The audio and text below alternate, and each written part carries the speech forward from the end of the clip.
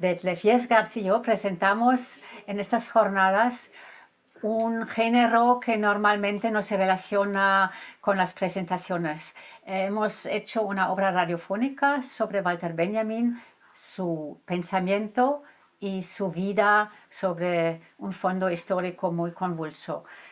Detlef, que desde hace muchos años tiene un programa radiofónico en Radio Contrabanda que se llama Niemandsland, me ha animado de realizar un guión con todos los recursos del medio, de la radio.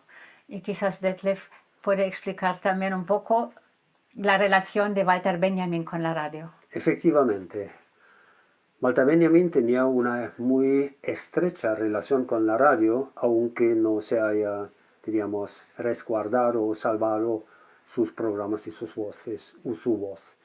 Entonces, la radionovela va a acercarse a la persona de Walter Benjamin, conocida solo por sus textos, a través de un mundo sonoro donde usamos toda la parafernalia radiofónica con sonidos, música de la época y muchas voces.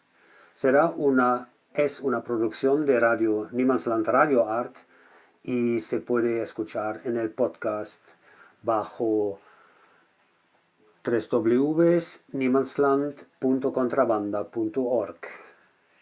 Y pensamos que hemos realizado una introducción tanto a la vida como al pensamiento de Walter Benjamin, porque su pensamiento, el desarrollo de sus conceptos centrales que culminan en las tesis sobre el concepto de la historia, se desarrollan a lo largo de muchos años y se agudizan con la crisis y el peligro del fascismo y de la guerra.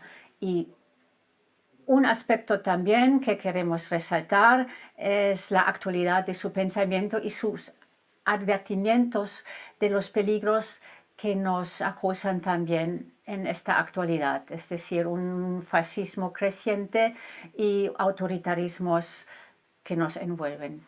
Como dijo Bertolt Brecht, el útero todavía puede parir, que ha parido el fascismo.